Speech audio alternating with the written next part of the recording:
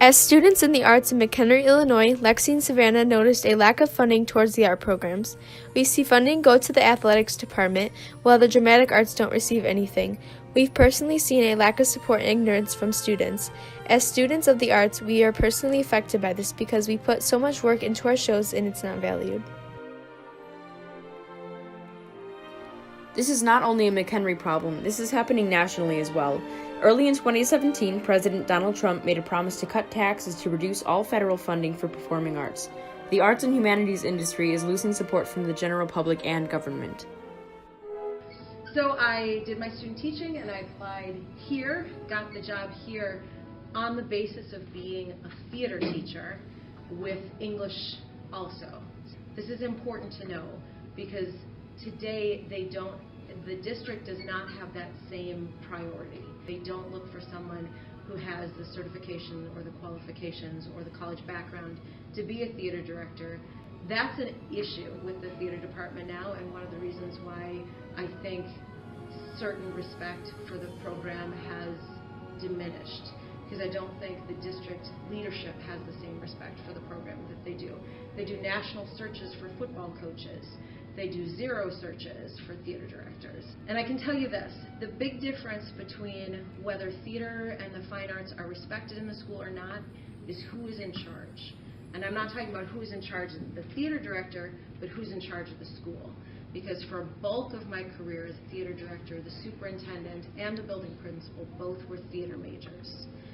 That makes a huge difference. I'm hoping that with new building administration, that energy and that desire to show equal or even more support for the fine arts will come back to this building, because this building was always the theater building. It was East Campus had the theater department, and that's what made us special and unique. And it's sad to see that that's not the same, but it's not about you guys. It's not about the quality of work that you're doing. It's not about the theater director. It's about who's sitting in that seat at the top of the building and saying what's important. And I think that's what needs to happen again. This year, some students received disrespect from others in the bleachers at football games. So here we talked to a victim of the assault and other art students, along with Dr. Jeff Prickett, to get insight on what the school did to prevent this in the future. We had a difficulty with being recognized in the band, and we had a lot of disrespect towards us, and there was a lot of people who were calling us names and throwing food at us and throwing rocks at us. And I in particular got hit in the face a couple of times with a few rocks, and a lot of people in the band has received this as well. Marching band, along with choir and theater, we all work so hard to put out entertainment and just express ourselves.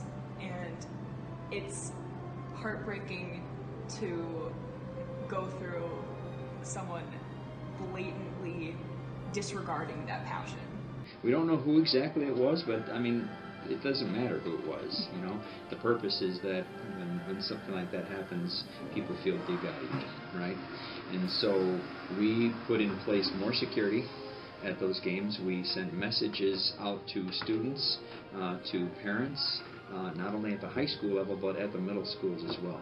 We enforced middle school students and any other student not hanging out under the bleachers anymore, so that they hopefully wouldn't have as much access to rocks and to a lack of supervision. Hopefully we noticed that it did get better, and we'll just keep revisiting that to make sure that it continues.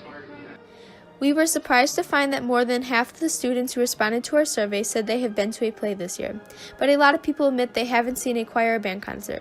Another thing that stood out to us was the fact that many think performers work equally to athletes, but still know little to nothing about the arts.